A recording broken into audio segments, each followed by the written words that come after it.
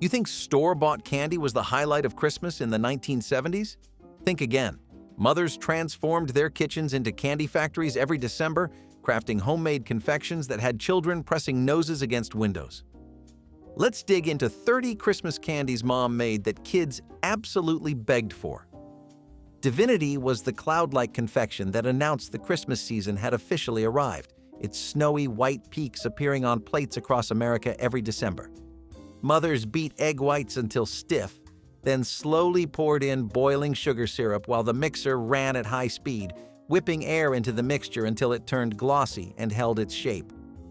The process required perfect timing and dry weather. Humidity was Divinity's enemy, turning fluffy into sticky disaster. Chopped pecans or walnuts were folded in at the last moment, adding crunch to each pillowy bite. Dropped by spoonfuls onto waxed paper, the candy set into irregular peaks that looked like tiny meringue mountains. Children would hover nearby, waiting for permission to lick the beaters clean. The texture was unlike anything store-bought, light enough to dissolve on the tongue, yet substantial enough to satisfy. Divinity couldn't be rushed or faked, making it a labor of love that mothers undertook specifically because their children begged for it year after year. Peanut Brittle shattered into golden shards that caught kitchen light like edible amber, its sweet, salty crunch echoing through holiday gatherings. Mothers boiled sugar, corn syrup, and water to the hard crack stage, then stirred in raw peanuts that toasted right in the molten candy.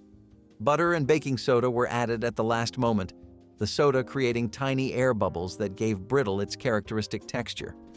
The mixture was poured onto greased baking sheets and stretched thin while still pliable, requiring heat-resistant hands and quick movements. Once cooled, it was broken into irregular pieces ranging from paper-thin edges to thick, nut-studded centers. The combination of caramelized sugar and roasted peanuts created an addictive flavor that children couldn't resist. Tins of homemade peanut brittle were given as gifts to neighbors and teachers, though families kept the biggest pieces for themselves. This candy represented December traditions when mothers spent hours over hot stoves creating treats no store could match. Chocolate fudge was the rich, dense square that anchored every Christmas candy plate, its glossy surface promising sweetness that delivered completely. Mothers combined sugar, cocoa, butter, and milk in heavy saucepans, stirring constantly while the mixture bubbled to the soft ball stage.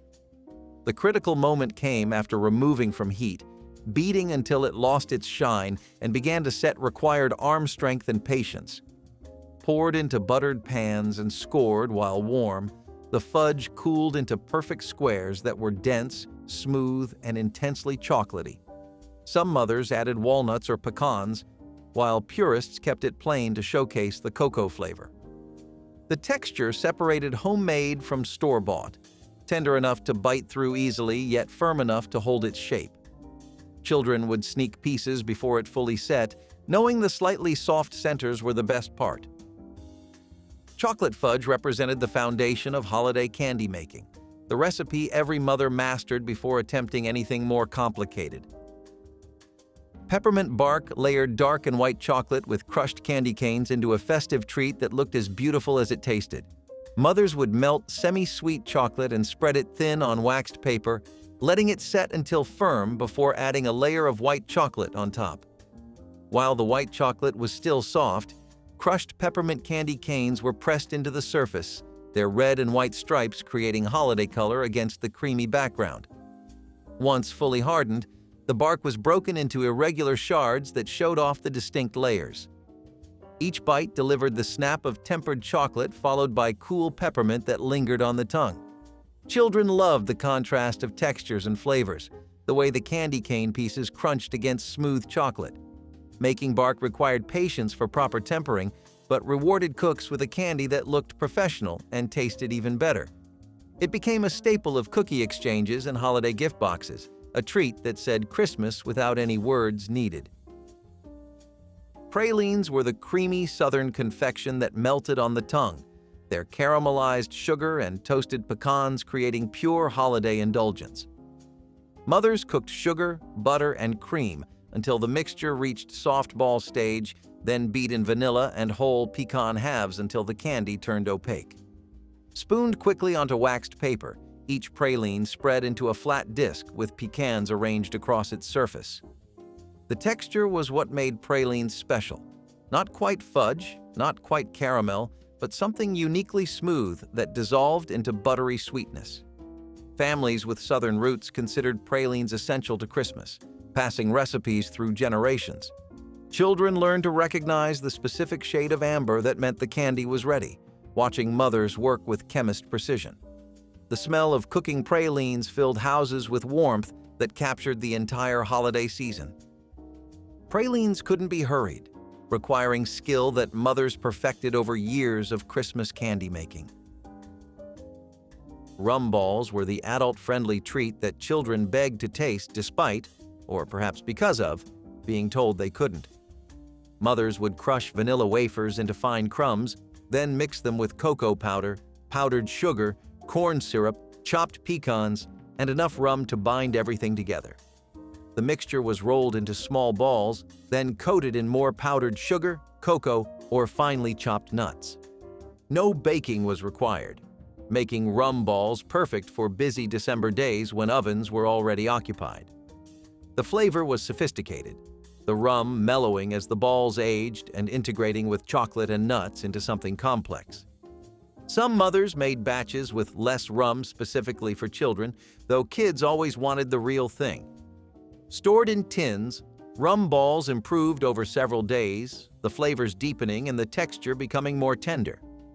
They were passed at adult gatherings and tucked into gift boxes for teachers and neighbors, a candy that bridged the gap between cookie and confection. Saltwater taffy was the pull-and-stretch candy that turned December kitchens into family workshops, children and parents working together until arms ached. Mothers would cook sugar, corn syrup, butter, and salt to the hard ball stage, adding food coloring and flavoring before pouring the hot mixture onto greased marble slabs or baking sheets. Once cool enough to handle, the taffy was gathered into ropes and pulled repeatedly, the stretching incorporating air that transformed the candy from dense and dark to light and glossy. Children took turns pulling, their small hands working alongside their mothers until the taffy turned satiny and began to hold its shape. Cut into bite-sized pieces and wrapped in waxed paper, each taffy was chewy, sweet, and impossibly fresh compared to anything from the store. The flavors ranged from peppermint to vanilla to fruit, each batch a different color. Making taffy was as much entertainment as production, a family activity that created memories alongside candy.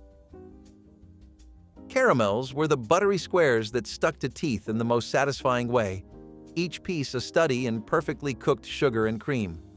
Mothers would combine sugar, corn syrup, butter, and cream in heavy pots, stirring constantly as the mixture darkened from pale gold to rich amber.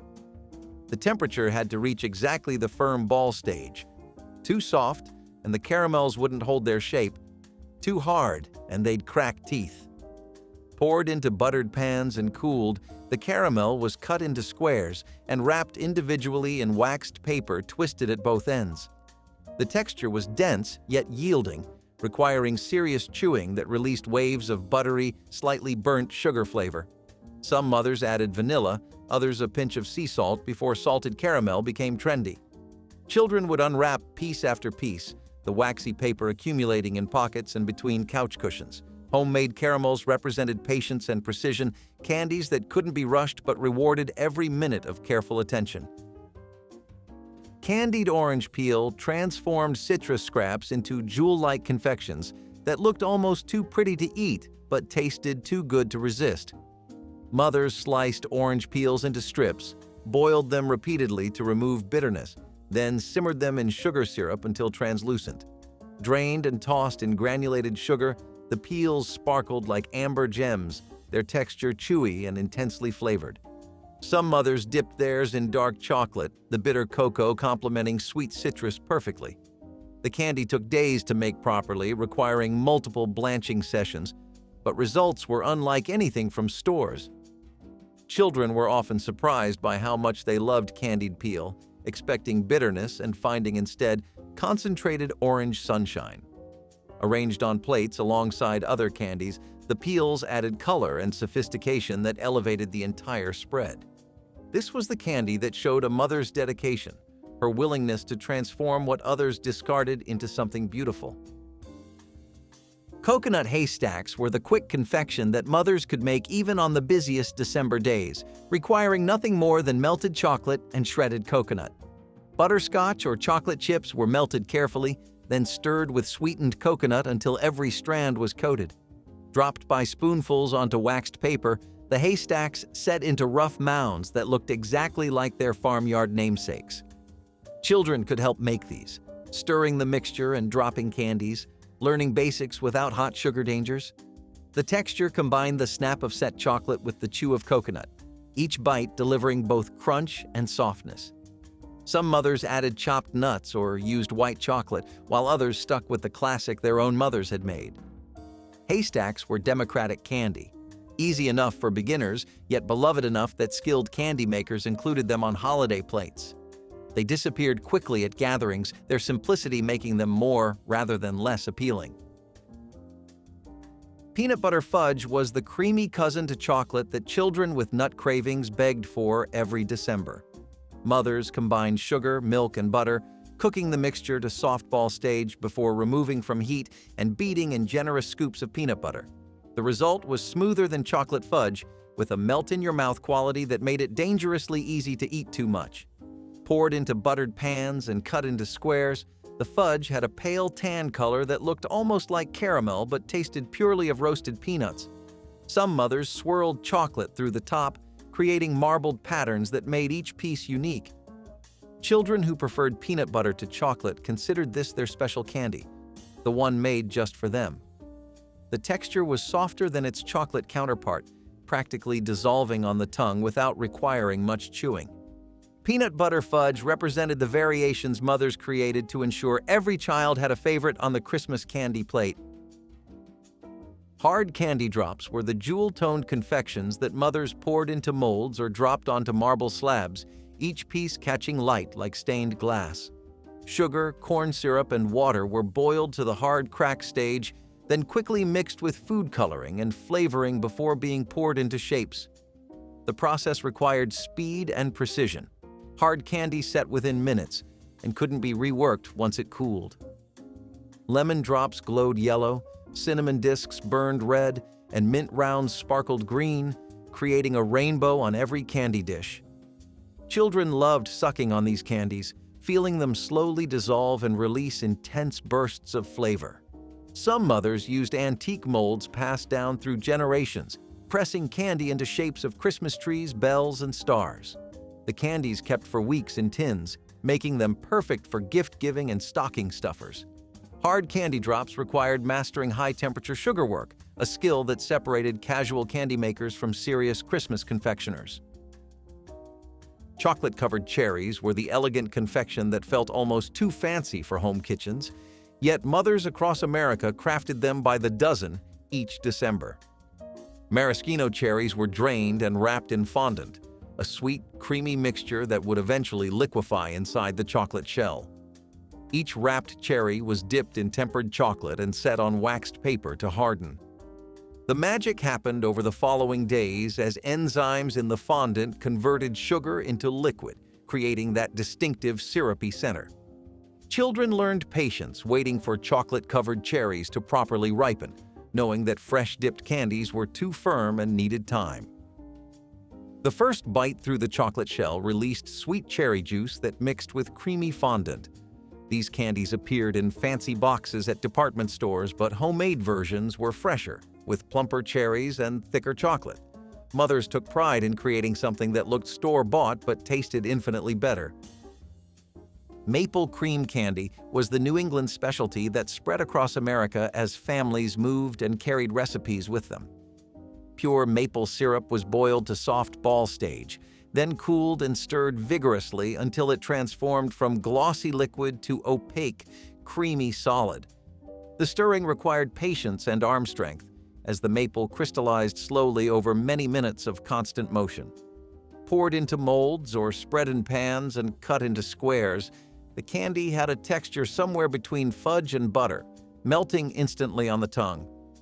The flavor was pure concentrated maple, intensely sweet with that distinctive woodsy undertone that only real maple syrup provides. Children who grew up with maple cream candy considered it the finest sweet they'd ever tasted, nothing else quite matching its smooth richness. For families with New England roots, these candies connected Christmas to sugaring season and generations of tradition. Maple cream represented regional identity preserved through decades of December candy making. Butterscotch Drops were the amber-colored candies that delivered rich, buttery sweetness in every slow-dissolving piece. Mothers cooked brown sugar, butter, and corn syrup together until the mixture reached hard crack stage, the butter creating a richness that plain sugar candy couldn't match. Dropped by spoonfuls onto greased baking sheets, each candy spread into a flat disc with slightly ruffled edges. The color ranged from pale gold to deep amber, depending on how long the sugar cooked, with darker candies carrying slightly caramelized, almost burnt notes. Children loved the way butterscotch melted slowly in their mouths, releasing waves of buttery flavor that seemed to last forever. Some mothers added a splash of vanilla or a pinch of salt to enhance the butterscotch taste. These candies were perfect for tucking into pockets and lunchboxes, hard enough to survive without melting or crumbling. Butterscotch Drops represented simple candy making at its finest, requiring only basic ingredients and careful temperature control. Pecan Turtles were the candy that looked like their namesake, with pecan legs extending from caramel bodies topped with chocolate shells. Mothers arranged pecans in clusters on waxed paper, then spooned warm caramel over the centers, letting it flow between the nuts. Once the caramel set, each cluster was dipped in or drizzled with melted chocolate, creating the turtle's shell pattern. The combination of textures made turtles irresistible: crunchy pecans, chewy caramel, and smooth chocolate in every bite. Children loved helping arrange the pecan clusters, feeling like they were creating little candy creatures. The turtles required multiple steps and careful timing, as the caramel needed to be cool enough to hold shape, but warm enough to stick to the nuts. These candies were often saved for gift boxes and special occasions, their elaborate appearance making them feel more valuable than simpler confections. Pecan Turtles proved that homemade candy could rival anything from expensive chocolate shops. Marzipan fruits were the artistic candies that transformed almond paste into miniature apples, oranges, bananas, and pears, almost too beautiful to eat. Mothers kneaded almond paste with powdered sugar until smooth, then divided it into portions and tinted each with food coloring. Small pieces were shaped by hand into fruit forms, with toothpicks creating texture and cloves serving as stems.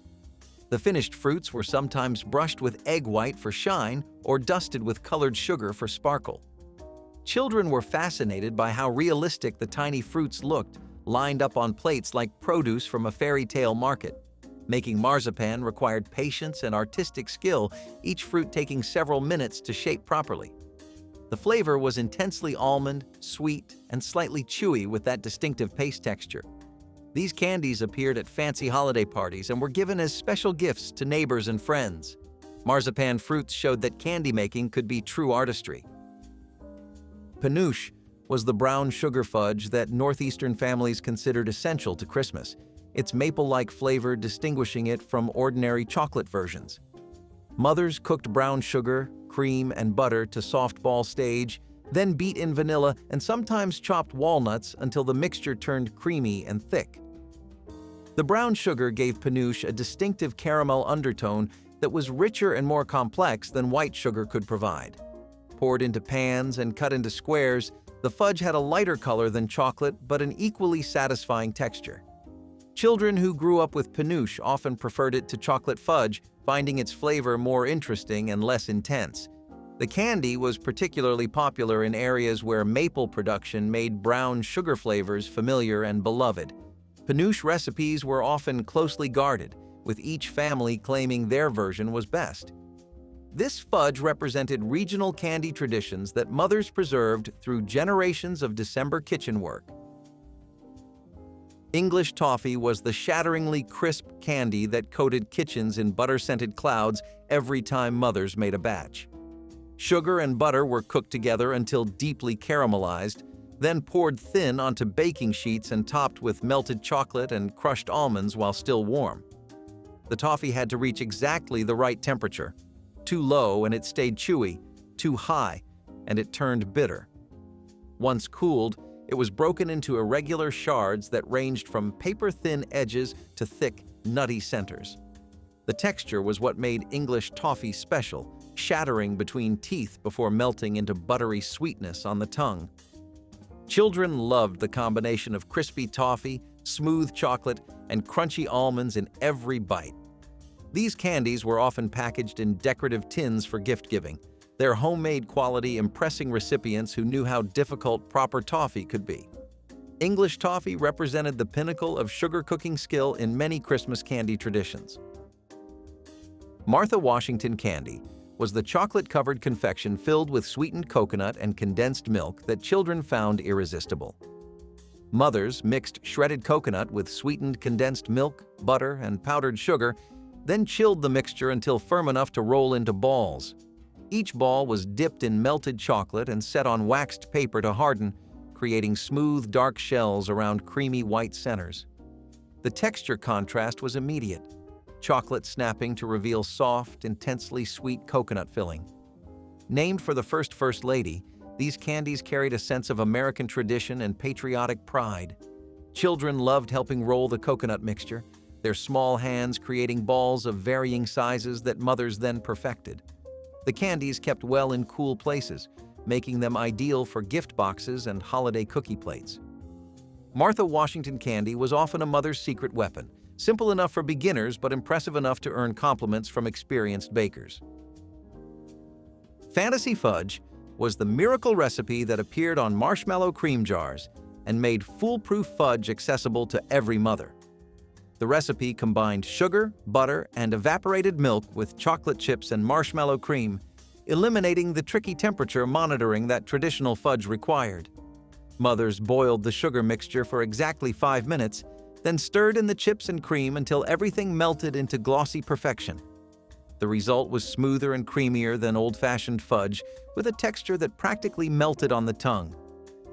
Children didn't care that this version was easier. They only knew it tasted incredible and appeared every Christmas. Poured into pans and cut into squares, Fantasy Fudge had the same satisfying density as traditional recipes, but with far less risk of failure.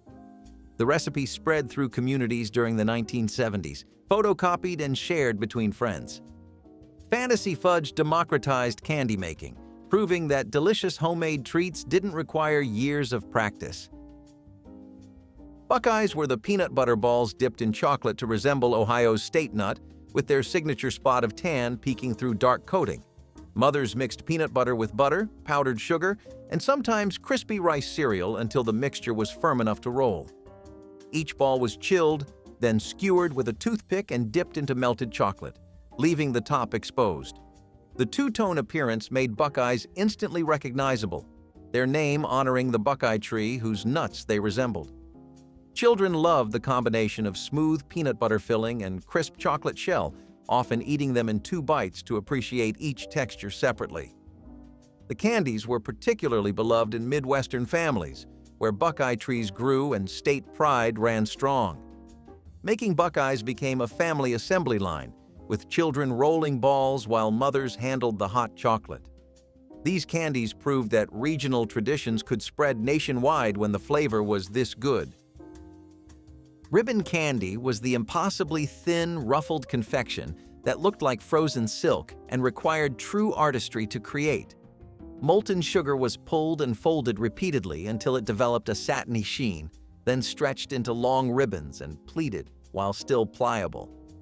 The process required speed and skill. The candy had to be folded before it cooled and cracked. Mothers who mastered ribbon candy were considered artists, their delicate creations displayed proudly on holiday tables. The candy came in multiple colors, often striped, with each hue representing a different flavor from peppermint to cinnamon to wintergreen.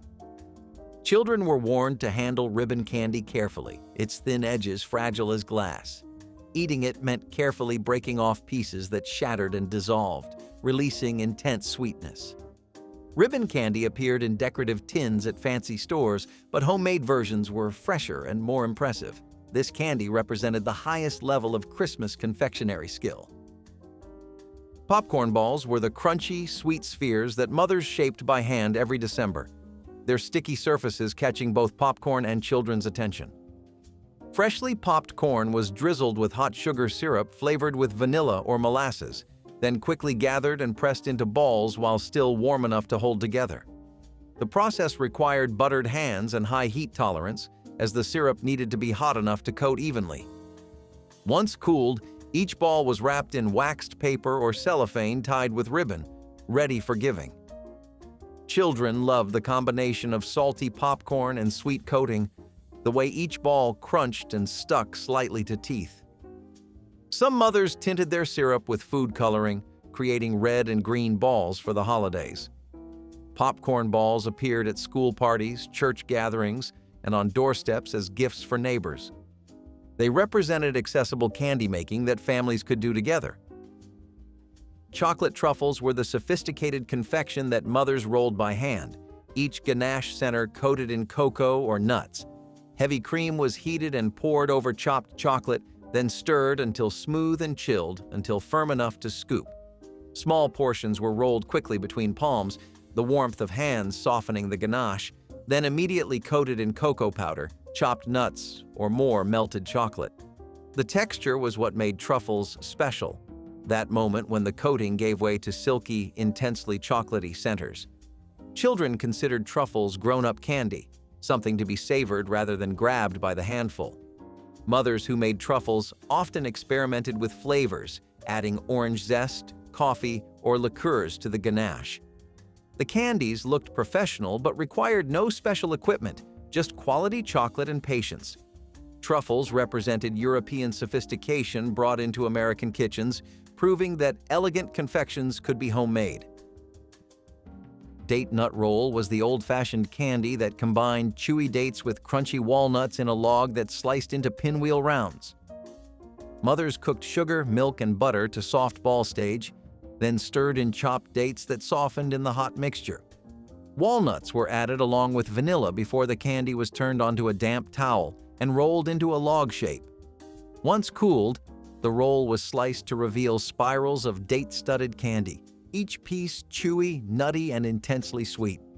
The candy had old-fashioned appeal connecting Christmas to earlier generations, a recipe grandmothers passed down with pride.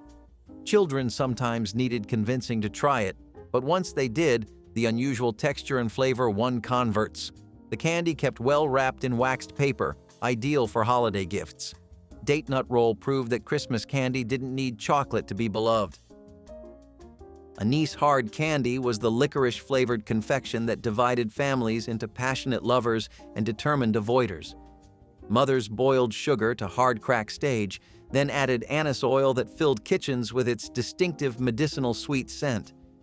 The candy was poured into molds or dropped onto slabs, each piece turning clear and glassy as it cooled. The flavor was intense and unmistakable, that sharp licorice bite that either delighted or repelled tasters. Children who loved anise considered it their special treat, knowing siblings wouldn't steal from their stash. For families with Italian or German heritage, anise candy carried cultural significance connecting Christmas to ancestral traditions. The candies were shaped into stars or drops, surfaces sometimes dusted with powdered sugar. Anise hard candy represented the ethnic diversity of American Christmas traditions preserved through generations. Almond bark clusters were the simple candy that turned holiday snacking into an event, combining roasted almonds with smooth white or dark chocolate. Mothers melted chocolate carefully, stirred in whole roasted almonds, then dropped spoonfuls onto waxed paper to set. The clusters were irregular and rustic, each one slightly different in size and shape, which was part of their charm. Children loved helping make these, the process simple enough for small hands yet resulting in impressive candy. The combination of crunchy nuts and smooth chocolate created textural contrast that made each bite interesting. Some mothers used white chocolate with dried cranberries for holiday color, others stuck with dark chocolate and sea salt. Almond bark clusters kept well in cool places, perfect for gift tins. This candy proved that sometimes the simplest recipes created the most beloved results. Old-fashioned molasses taffy was the dark, chewy candy that tasted like Christmas past, its deep sweetness connecting children to generations before. Mothers cooked molasses with sugar, butter, and vinegar until it reached the firm ball stage, the mixture darkening as it bubbled. Once cool enough to handle, the taffy was pulled repeatedly until it lightened in color and developed that characteristic chewy texture. The flavor was robust and complex, molasses providing depth that corn syrup couldn't match. Children earned their candy by helping pull, their arms growing tired as the taffy slowly transformed. Cut into pieces and wrapped in waxed paper, molasses taffy kept its chew for weeks. For families with rural roots, this recalled childhoods when molasses was sweetener of choice. Molasses taffy wasn't as popular as lighter versions, but nothing matched its rich old-time flavor. Spiced pecans were the candied nuts that disappeared from bowls faster than mothers could refill them, their cinnamon sugar coating proving utterly irresistible. Egg whites were whisked with sugar, cinnamon, and salt, then tossed with pecan halves until every nut was coated. Spread on baking sheets and roasted until crisp and fragrant, the pecans emerged caramelized and delightfully crunchy. The spice blend varied by family. Some added nutmeg or allspice, others used cayenne for heat. Children would sneak handfuls, knowing holiday bowls of spiced pecans wouldn't last long. The nuts bridged the gap between candy and snack, appearing at parties where guests stood chatting. Making spiced pecans required no temperature monitoring or special skills, far simpler than most candies. Spiced pecans proved that nuts could be just as sweet and special as chocolate. Peppermint stick bark looked like Christmas had shattered into little edible pieces, and for years it was one of the easiest candies families made. Before bark became polished and commercial, it was something homemade and joyfully messy. Someone would crush peppermint sticks inside a towel with a rolling pin, filling the room with the scent of mint. Then white chocolate was melted slowly on the stove, stirred until smooth, and mixed with those peppermint shards until the whole pot sparkled. Spread on a baking sheet and cooled, it broke into uneven pieces that tasted crisp and wintry. Children loved the crunch, adults loved the nostalgia, and everyone loved how something so simple felt so festive. Store-bought bark exists now, but homemade versions had charm in their imperfections. It was a reminder that Christmas candy did not need to be fancy. It just needed someone willing to make a sweet little mess in the kitchen. Tipsy Parson wobbled onto Christmas tables carrying centuries of English tradition and considerable amounts of sherry. This layered trifle began with sponge cake soaked in sweet sherry until thoroughly saturated, then spread with jam and topped with rich custard and whipped cream. The alcohol permeated everything, making each spoonful warming and slightly intoxicating. Families assembled the dessert in clear glass bowls to display the beautiful layers, each stratum visible and inviting. The name came from the notion that village parsons, known for their love of sherry, might become tipsy from such indulgence. Children received versions made with fruit juice instead, preserving their innocence while adults enjoyed the spirituous original. Making Tipsy Parson required nothing more than patience and good ingredients, yet the result rivaled elaborate French desserts. The tradition faded as trifles simplified and alcohol content became controversial. Tipsy Parson deserved better than obscurity. Date nut roll was the kind of dessert that made children hover anxiously around the kitchen, waiting for the moment it was sliced. It was not a pie or a cake, but a refrigerator candy, rolled by hand and packed with sweet dates, nuts, and just enough cookie crumbs to hold everything together.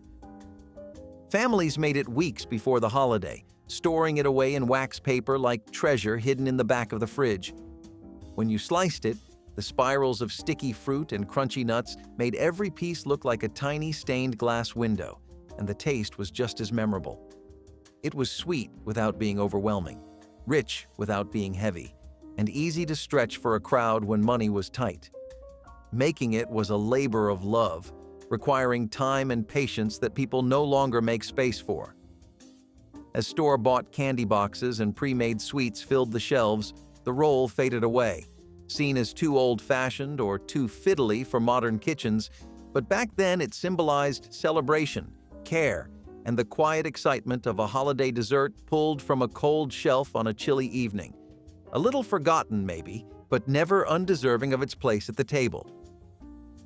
Letting the turkey rest properly was one of those steps Grandma took seriously, even when everyone else was starving. When the turkey came out golden and steaming, hands always reached for the carving knife, but she gently stopped them every time.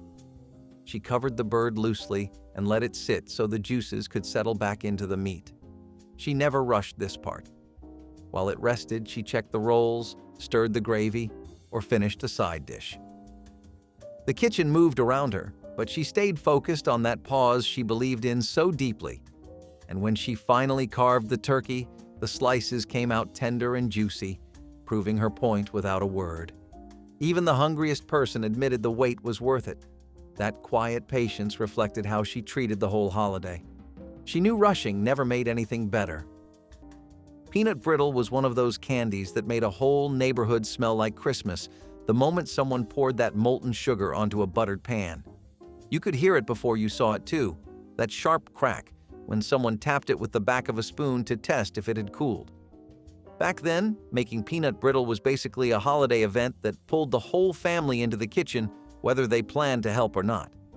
You had to stir that sugar mixture until it turned golden, hoping it did not scorch and ruin the whole batch. The moment you added baking soda, the pot foamed up like a messy science experiment, and everyone either cheered or jumped back a little. Then came the race to spread it thin before it hardened. Some people used wooden spoons, others used their hands wrapped in buttered paper, and some just relied on experience. Once cooled, it cracked into glassy sheets filled with roasted peanuts that always tasted better in December. Store-bought versions exist, but none compared to the loud, sweet, handmade brittle that defined old Christmas kitchens. Baking a custard pie for the elders was one of those gestures Grandma made quietly, with a sense of respect that never needed to be spoken out loud. She knew the older relatives looked forward to that soft, simple dessert more than anything else on the table. While everyone else fussed over pumpkin and pecan, the custard pie sat in the oven, thickening slowly, its surface turning smooth and golden.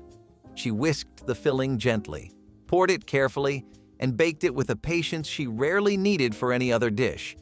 It was delicate, subtle, and comforting in a way younger people often overlooked. When she sliced it, the texture was velvety and warm, a reminder of earlier times when desserts were made from whatever ingredients were available. The elders always thanked her with a look that said more than words ever could. That pie was her tribute to them, a dessert that honored their memories and their place at the table. Vinegar taffy confused people until they tasted it, and then the flavor clicked instantly. The vinegar was never meant to make it sour. It simply balanced the sweetness and added a subtle tang that older generations loved. Before flavored extracts became common, families relied on pantry staples, and vinegar was one of the few ingredients that transformed sugar without overpowering it. You heated the mixture, added that splash of vinegar, and waited for it to reach the perfect stage. Once cool enough, families pulled the taffy until it grew pale and glossy. Some added vanilla or lemon when they had it, but the flavor was always unmistakably simple and comforting. Vinegar taffy faded away as modern candy aisles became filled with bold colors and loud flavors, but this candy belonged to a quieter Christmas. It tasted like resourcefulness and tradition wrapped in sweetness. Charlotte Russe in Molded Glory was the showstopper dessert of Victorian Christmas celebrations. The elaborate creation featured ladyfingers lining a mold filled with Bavarian cream flavored with vanilla and often studded with candied fruit. Once chilled and unmolded, the Charlotte revealed perfect cylindrical beauty, the ladyfingers creating a delicate shell around the creamy interior. Families reserved this for Christmas dinner when company was present and impressions mattered. The preparation required planning and skill. The ladyfingers needed precise trimming, the cream needed perfect texture, and the unmolding demanded steady hands. Some versions added whipped cream rosettes or crystallized violets for additional elegance. The dessert melted slowly at room temperature, encouraging prompt service and appreciative consumption. Charlotte Russe required the kind of leisure and domestic skill that modern households rarely possess. Its disappearance marks the loss of an era when holiday desserts were genuine achievements. Prune cake was one of those desserts people loved long before they ever admitted it. A moist, spiced treat that showed up on countless holiday tables thanks to its deep flavor and long shelf life. Grandmothers especially swore by it, calling it their secret weapon because it never dried out and always tasted better the next day. The prunes disappeared into the batter, lending sweetness and moisture without announcing themselves too boldly, and the spices wrapped everything in a warm, comforting aroma. It was a cake that stretched ingredients wisely, perfect for large families and tight budgets. Children would roll their eyes at the thought of prunes, but one bite of that sticky sweet crumb made them believers. It was a dessert born from practicality, the kind of treat that made the most of what people had on hand. But as times changed and holiday desserts became flashier, prune cake was left behind. It did not look glamorous, it did not have fancy toppings, and it did not fit the modern obsession with picture-perfect food. So it vanished, even though anyone who ever loved it can still taste it in their memory, a quiet classic forgotten but never truly gone. Making a kid's table feel special was something Grandma did with joy because she understood the magic of giving children a place of their own. She set out colorful cups, tiny forks, and plates with small, perfect portions. She added little touches adults often overlooked, like fun napkins or extra rolls for tiny hands. The kids would wiggle in their seats, excited to be together, feeling grown up and important. Grandma loved hearing their laughter from across the room. She knew that even small celebrations mattered, and the kids' table became one of the happiest spots in the house. She always checked on them first, making sure they had enough food and enough fun, because she believed childhood memories were built from moments just like those. Mincemeat pie with actual meat carried centuries of English tradition into American holiday tables. The filling combined finely chopped beef or venison with suet, apples, raisins, currants, citrus peel, and a heavy pour of brandy or rum. Spices like cinnamon, nutmeg, and cloves transformed what sounds strange into something hauntingly delicious. The meat provided richness and body, while the fruit added sweetness and moisture. Families made mincemeat in enormous batches each November, jarring it for use throughout the holiday season. The alcohol preserved the mixture and mellowed the flavors over weeks of aging. Served warm with hard sauce or brandy butter, mincemeat pie was the centerpiece of Christmas Eve suppers across New England and the Mid-Atlantic. Children were given small portions, the boozy richness considered adult fare. Modern mincemeat abandoned the meat entirely, leaving behind only a pale imitation of the original. The authentic version was complex, savory sweet, and utterly unforgettable. Molasses pull taffy was the kind of candy that transformed the entire household into willing labor because making it took more hands than one person wanted to admit. It began with molasses bubbling on the stove until the kitchen smelled like warm sugar and winter spices. But once it was poured onto a buttered tray, the real chaos began. Children would appear instantly, hands already buttered, ready to pull the taffy even if they had ignored every other chore that day. You stretched the warm rope over and over, folding and twisting it until it lightened into a golden striped ribbon. The room filled with laughter, complaints, and the occasional sticky disaster when someone lost their grip. Long strands were draped over chairs to cool, and the whole house smelled like homemade sweetness. People do not make pull taffy anymore because it takes time, energy, and strong wrists, but older generations still remember it as one of the last truly hands-on Christmas candies, the kind that tasted like effort and family. Syllabub in stemmed glasses was Christmas elegance whipped into frothy perfection. This ancient English dessert combined cream, sugar, and wine or sherry, beaten until it formed soft peaks that held their shape in delicate glasses. The mixture separated slowly, the creamy foam floating above a pool of flavored liquid that guests sipped after finishing the top. Families served syllabub at the end of Christmas dinner, the light texture providing relief after heavy courses. Making it required vigorous whisking by hand, often delegated to daughters learning domestic arts. The wine needed careful selection. Too sweet and the dessert became cloying, too dry and it lacked charm. Some versions incorporated lemon juice for brightness, cutting through the richness with citrus tang. The dessert looked ethereal in crystal glasses, catching candlelight and trembling with each movement. Syllabub disappeared as electric mixers made whipped cream commonplace and the patience for hand-whisking vanished. It was celebration in a glass. Orange slice cake was a holiday surprise wrapped inside a dessert, dense and chewy with bursts of candied orange that lit up every bite.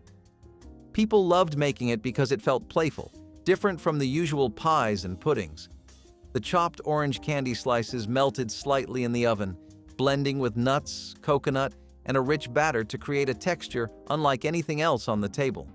Children always recognized the taste immediately, since those little orange candies were a rare treat any other time of year. Families baked this cake weeks in advance because the flavor deepened as it sat, becoming richer and more complex with every passing day. It was the kind of dessert that made people smile before they even tasted it. But as candy companies changed their recipes and holiday traditions shifted towards simpler desserts, orange slice cake faded away.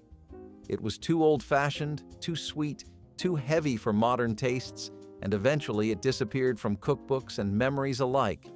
Still, for anyone who grew up eating it, the flavor remains unforgettable. A cheerful dessert from a different time.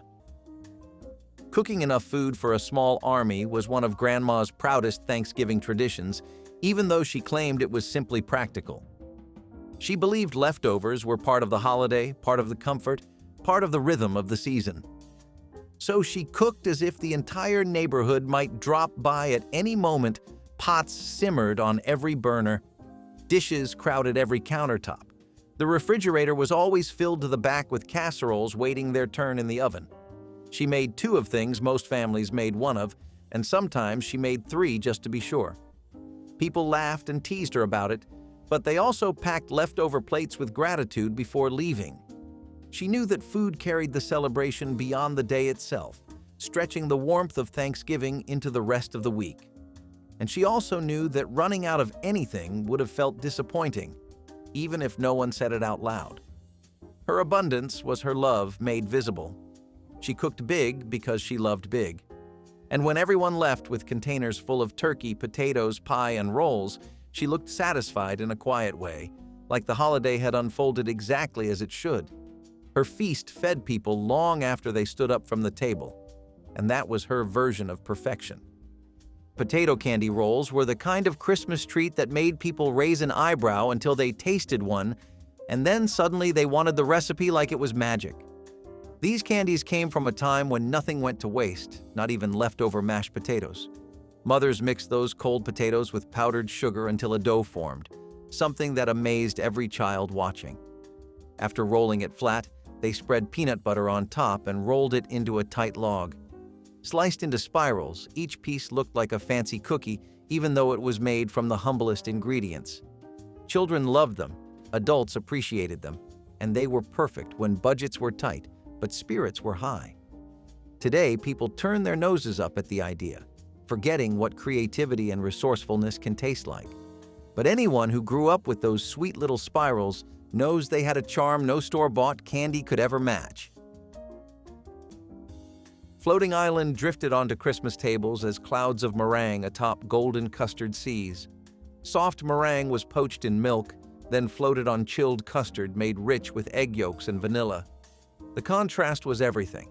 Airy white islands against smooth yellow depths, sweet puffs dissolving into creamy base with each spoonful. Families served this in shallow bowls that displayed the visual drama to full effect.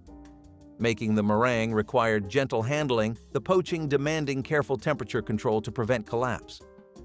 Some cooks drizzled caramel threads over the islands, adding golden webs that crackled against soft textures. The custard base needed proper cooking to achieve silkiness without curdling, a skill grandmothers demonstrated rather than explained. Children competed for the largest meringue portions while adults savored the custard's depth. Floating Island required multiple techniques executed perfectly. Its disappearance reflects the loss of patience that defined holiday cooking. Adding pecans to almost everything during Thanksgiving was one of those habits Grandma never explained but everyone accepted. It was part tradition, part instinct, and part quiet belief that pecans made a dish feel complete. She sprinkled them into pies, folded them into breads, and scattered them over casseroles with easy confidence. The house would fill with a soft, nutty smell, a warm aroma that felt tied to every holiday memory. She cracked some by hand, saving the biggest pieces for the top of her desserts because she cared about how they looked as much as how they tasted. Even store-bought pecans were sorted carefully, chosen like small treasures. Pecans were not just an ingredient. They were her signature, the gentle crunch that told you she had passed through the kitchen. Newer recipes came and went, but nothing replaced the comfort of finding pecans in her dishes. They were the sound, smell, and texture of Thanksgiving in her home, one sprinkle at a time. She built the feeling of the holiday. Suet pudding with hard sauce was Christmas comfort food for families who valued richness over refinement. The pudding itself was simple: flour, suet, sugar, and spices steamed until dense and satisfying. What elevated it was the hard sauce, a mixture of butter, powdered sugar, and brandy beaten until fluffy and pale. The cold sauce melted slowly over warm pudding, creating rivers of boozy sweetness that soaked into every bite. Families served this after heavy Christmas dinners when something substantial was needed to conclude the feast. The suet gave the pudding a texture impossible to achieve with butter, tender yet sturdy enough to hold together. Children received smaller portions with less sauce, the brandy content making it adult territory. Making hard sauce required patience and strong arms, the butter needing thorough beating to achieve proper consistency. This dessert disappeared as sweet became difficult to source and modern tastes shifted toward lighter fare. Buttermilk pralines were the kind of Southern Christmas candy that tasted like a warm porch swing, a family story passed down, and pure holiday comfort all wrapped into one sugary mound. The recipe looked simple on paper, but anyone who tried making pralines without supervision quickly learned that simplicity was a lie. You had to cook the mixture low and slow, letting the buttermilk, sugar, and butter bubble together until they reached a color that older cooks called just right. No thermometer could tell you that shade, only experience could. Once the pecans were stirred in, the mixture thickened into something rich and creamy, and you had to work fast before it hardened in the pot. People would drop spoonfuls onto wax paper, the pralines spreading slightly as they cooled into little caramel-colored discs with craggy tops. They tasted like brown sugar, toasted nuts, and holidays spent with people who knew how to make something out of nothing. Modern pralines exist in stores now, but they are smooth, tidy, and missing that old-fashioned soul. Buttermilk pralines had personality because the buttermilk added a tangy depth that made them memorable. Older generations made them every December, sometimes as gifts, sometimes for family, and sometimes just because the weather felt right. Over the years, people stopped making them, partly because the process took time and partly because the candy industry swallowed everything homemade. But anyone who has tasted a real buttermilk praline knows why they were worth the trouble. Each bite tasted like memory, patience, and the quiet pride of creating something special without needing anything fancy. Pumpkin chiffon pie was the lighter, softer cousin of the traditional pumpkin pie, a dessert so airy it felt like eating a sweet autumn cloud. It became popular when cooks wanted something elegant but not too heavy after a long day of holiday eating, and chiffon pies were considered the height of sophistication. Instead of the dense custard people are used to today, pumpkin chiffon pie relied on whipped egg whites folded carefully into a spiced pumpkin mixture, creating a silky filling that floated inside its crust. Families loved it because it felt special, almost fancy, even when the ingredients were simple and inexpensive. Mothers would make it the night before Thanksgiving so it had time to set, and children would sneak into the refrigerator just to poke at the trembling surface. But when canned pumpkin fillings and pre-made pies started taking over in grocery stores, chiffon pies faded fast. The delicate preparation did not fit into a world rushing toward convenience. People forgot the feeling of lifting a slice that barely weighed anything, of tasting pumpkin in a way that felt light instead of heavy. The pie disappeared, replaced by versions that were simpler but far less magical. Still, anyone who ever tasted a homemade pumpkin chiffon pie will tell you that nothing has matched its airy charm since. In a holiday built on tradition, it remains one of the sweetest losses. Serving green bean casserole the old way was one of those traditions Grandma never questioned, because she believed there was no sense in changing something that already worked. She made it exactly as she learned it, with canned green beans, that familiar can of cream soup, and the crunchy onions sprinkled on top. Nothing fancy, nothing experimental, nothing added or taken away. She stirred everything together with steady hands, poured it into her old baking dish, and slid it into the oven until the top was golden and bubbling. The smell was unmistakable, drifting through the house like a memory. When she carried it to the table, there was always at least one person who smiled and said it looked exactly the same as last year. That was the point. The comfort came from consistency, from knowing a dish would taste the way it always had. Grandma never chased trends or new versions. She believed the old way was the best way because it held the flavor of every Thanksgiving that came before, and she was right. There was a time when divinity candy sat on Christmas tables like something sent from the heavens, and back then people treated it with the same reverence they gave to holiday hymns. Divinity was not just cooked, it was summoned. You needed a cold, dry day, a calm kitchen, and a whole lot of patience, because one wrong move would turn those soft white clouds into sticky little disasters that refused to hold their shape. Folks today do not realize just how dramatic candy making used to be. Imagine standing over a bubbling pot of sugar syrup, checking the thread stage with nothing but your eyes because candy thermometers were still a luxury. Then you had to pour that lava stream into whipped egg whites at just the right speed or you would ruin it all. And once the candy finally came together, you had seconds to scoop it into neat little mounds before it hardened like cement. Yet when it worked, it was magic. Soft, airy, delicate, and sweet in a way that tasted like snowfall and church choirs. People stopped making it because life got busier and weather never cooperated, but if you ever had real divinity melt on your tongue, you know why families still talk about it like a lost miracle. Mincemeat pie was once the crown jewel of Thanksgiving, the kind of dessert that could stop you in your tracks because the house filled with the smell of spice, fruit, and something warm that felt older than memory. People forget that mincemeat was not just a pie. It was a ritual built slowly with dried apples, raisins, sweet, cloves, and whatever a family saved for the holiday.